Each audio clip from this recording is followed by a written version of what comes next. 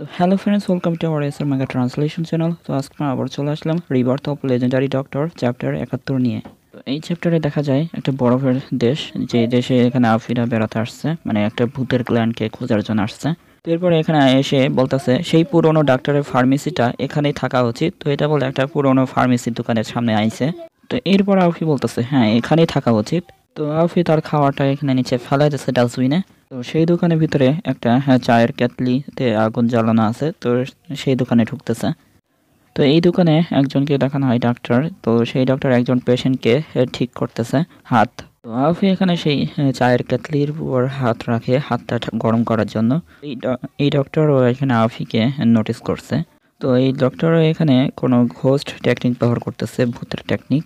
তো সেই শ্যাডো টাইপের এনার্জি রিলিজ করতেছে। তো এই মেয়েটাকে আমরা দেখেছিলাম যে আগের পার্টে, যে একটা হেলিকপ্টার থেকে আসতেছিল। তো সেই মেয়েটা মনে হয় এই ডাক্তারের কাছে আসার জন্য আসছিল। তো সেই ডক্টরটা এখানে আফির কাছে চলে গেছে আর বলতেছে যে ইয়ং ম্যান, তুমি কি আমাকে একটু তার অবস্থা সম্পর্কে জিজ্ঞাসা করতে সাহায্য করতে পারো? তো এই আফি এখানে বলতেছে আচ্ছা ঠিক আছে। তো আফি এখানে বলতেছে কি সমস্যা, এটা ট্রান্সলেট করে বলতেছে। আর ওই মেয়েটা এখানে উত্তর দিয়ে বলতেছে যে আপনি কি এখানে ডক্টর সান? তো আপনি কি এখানে সেই বংশের উত্তরাধিকারী ঘোস্ট ক্লানের না? তো আফি এখানে মনে মনে বলতেছে সে মনে হচ্ছে আমাদের ভাষায় কথা বলা বেশ পারদর্শী। এরপর আফি বলতেছে কিন্তু এটার মানেটা কি, এই ডক্টর কি সেই ভূতের বংশধর? তো এই ডক্টরটা এখানে বলতেছে তোমরা সবাই এখানে আসো কেন, তো বারবার আমার কথা জিজ্ঞাসা করো? আমি একবার বলে দিয়েছি না যে এখানে কোনো ঘোস্ট ক্ল্যানের কোনো বংশধর নাই?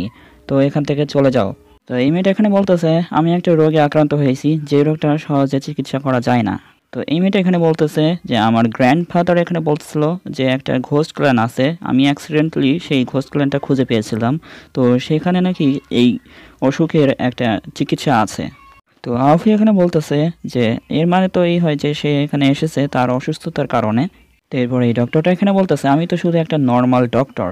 তো এই বড় শহরের ভিতরে কেউ তোমার এই রোগটা ঠিক করতে পারবে না। তো এই মেয়েটার বডি গার্ড এখানে বলতেছে এই ডক্টর সান্না একদম কাইন্ড পার্সন ছিল, তো সে এত পাথর মনের মানুষ কেন?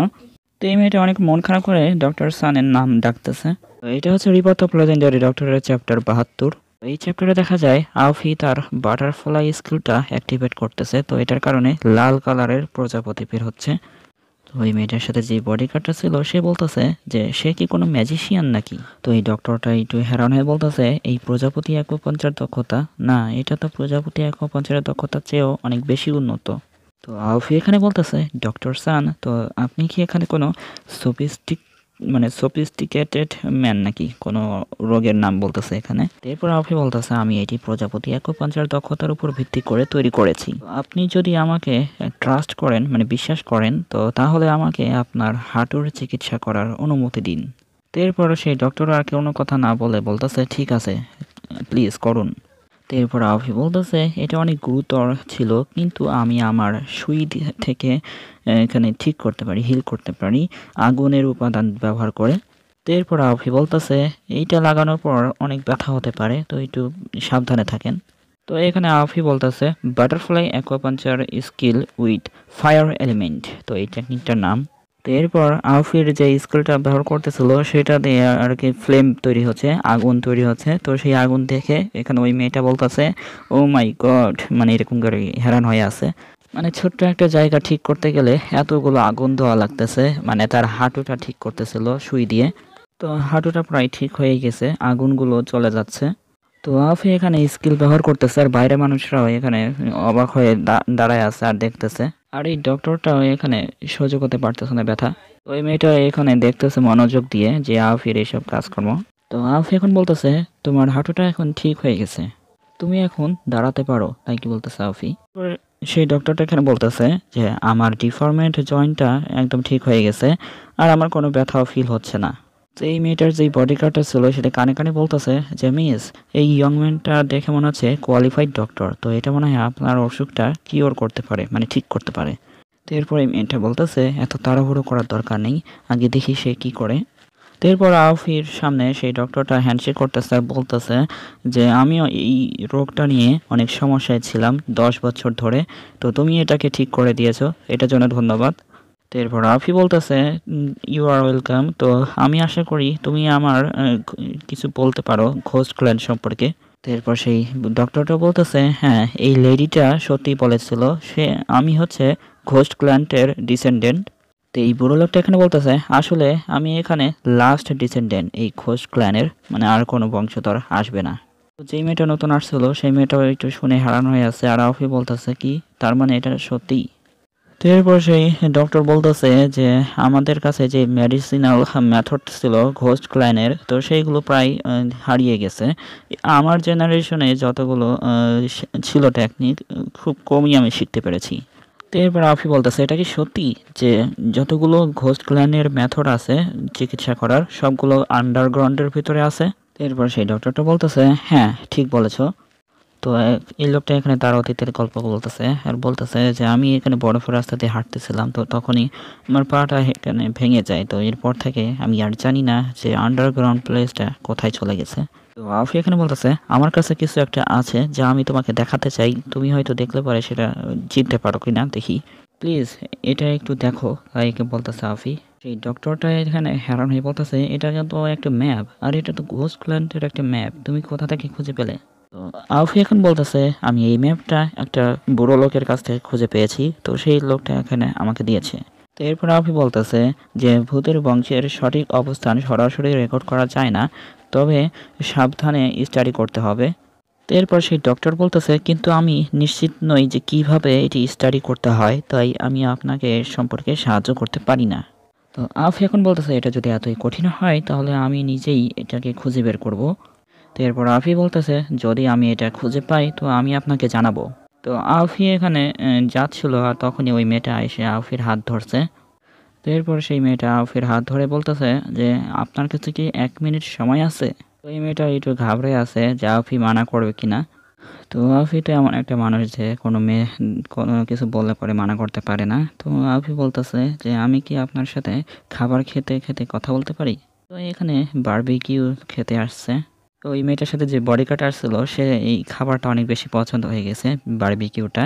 তো এটা খাচ্ছে আর বলতেছে মনে মনে যে সরি মিস, আমি এটাকে আর কন্ট্রোল করতে পারতেছি না, এটা অনেক ডিলিশিয়াস। তো আফি সেই মেয়েটার হাত চেক করতেছে। এরপর আফি বলতেছে এটি একটি অদ্ভুত রোগ এবং আমার কাছে এখনো এটির কোনো সমাধান নেই। এরপর সেই মেয়েটা এখানে বলতেছে যে আমাকে শুধু ঘোস্ট ক্ল্যানের যে স্কিলটা আছে মেডিকেল মেথড, তো সেটাই আমাকে কিওর করতে পারে, কিন্তু আমি জানি না তার আন্ডারগ্রাউন্ড প্লেসটা কোথায়। তো আপনি কি এটার জন্য সাহায্য করতে পারেন? আফি সেই মানচিত্রের কথা চিন্তা করতেছে যে মানচিত্রটা আসল জায়গাটা খুঁজে বের করব কিভাবে।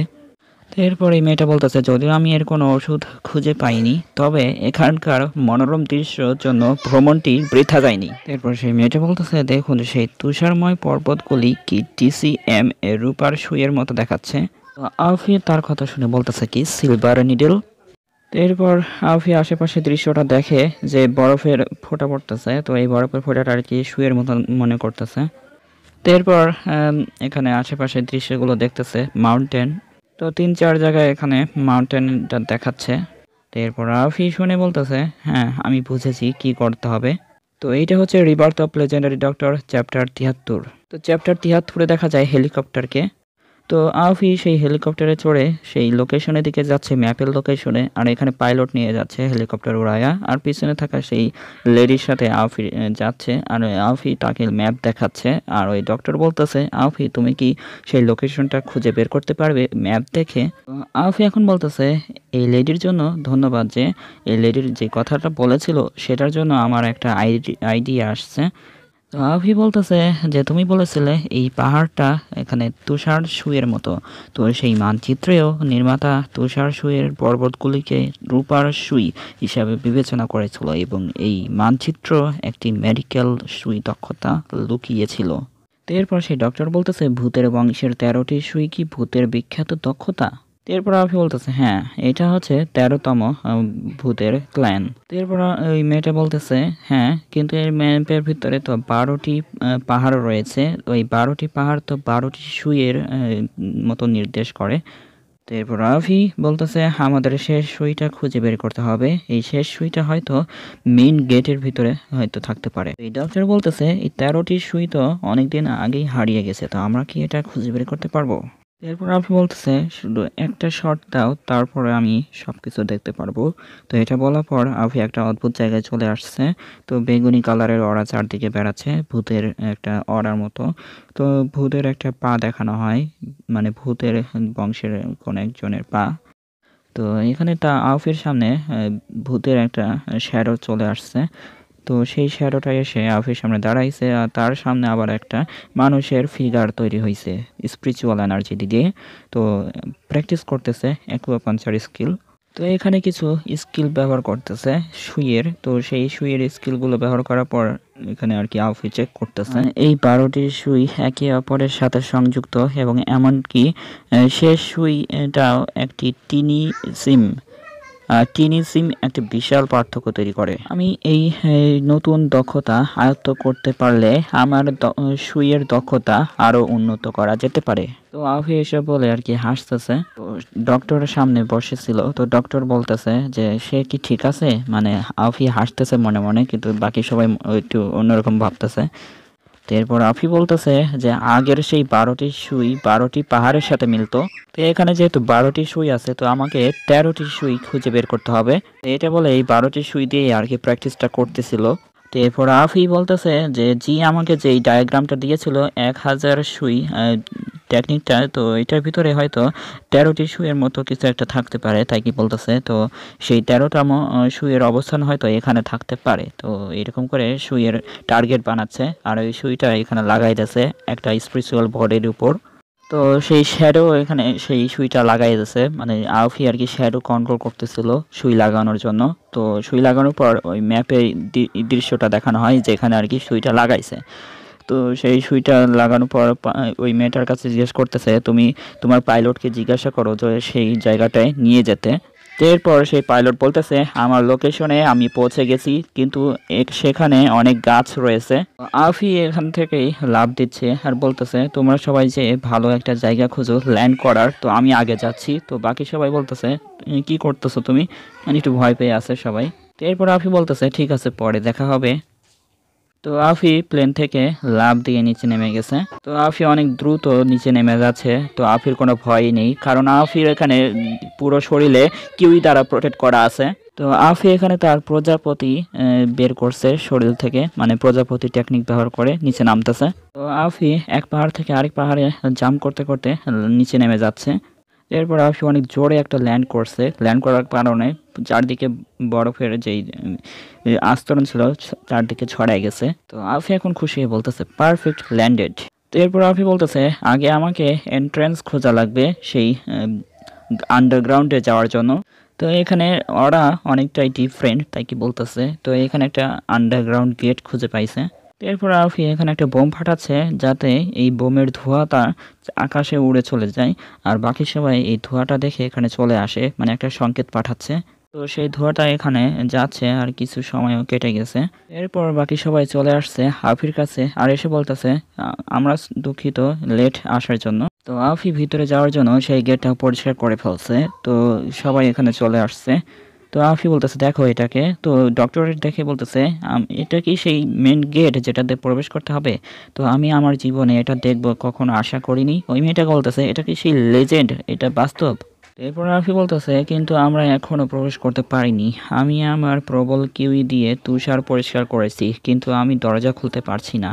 এরপর সেই ডক্টর বলতেছে লেজেন্ড অনুসারে প্রবেশদ্বারটি সন্ধান করা কেবলমাত্র প্রথম পদক্ষেপ।